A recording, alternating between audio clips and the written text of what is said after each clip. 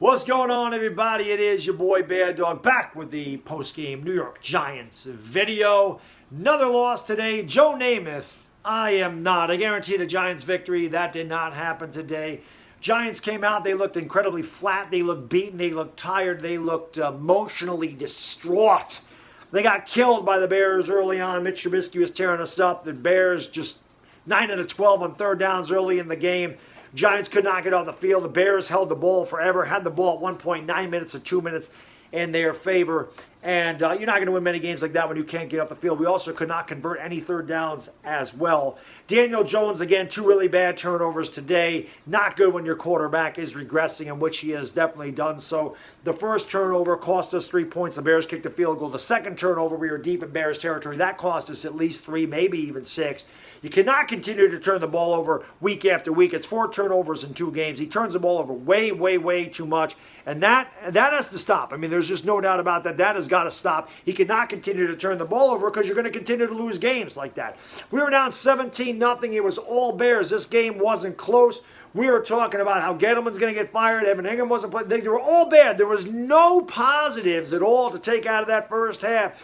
It was about as bad as it could get. Second half was a different story.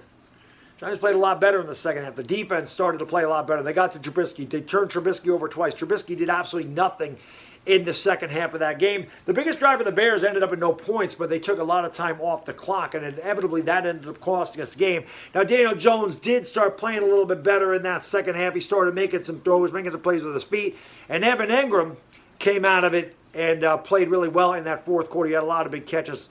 Maybe that turns the corner. I'm still not putting my stock in Evan Ingram whatsoever. I don't believe in Evan Ingram, and I think that hopefully that's a sign of things to come, but I'm not going to put anything into him because he's always been very inconsistent his entire career.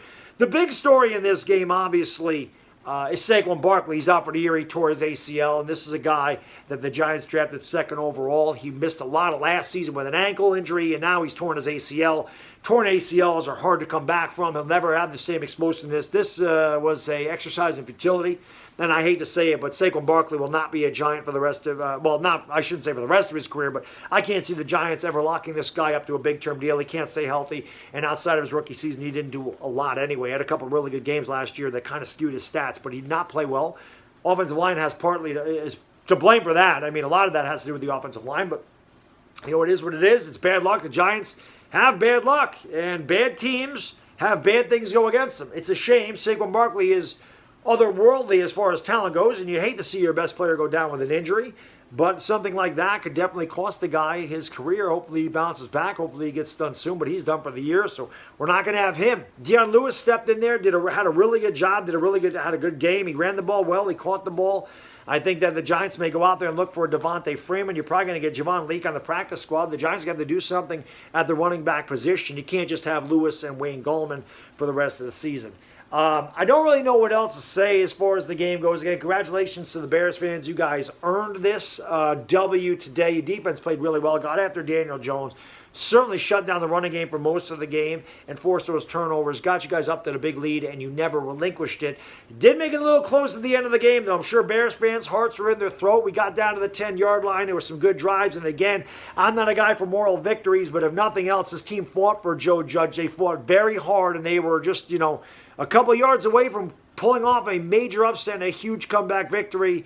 Hopefully they can carry some of that into San Francisco next week, or against San Francisco next week, and play 60 minutes of football, because we haven't played 60 minutes of football in a long time. It'd be nice to do so. But once again, the Giants lose 17-13. Congratulations to the Chicago Bears and their fans, and I'll see you guys later tonight for the Lakers and Nuggets. Till then, it's Bad Diggy Dizzle. I'm gone.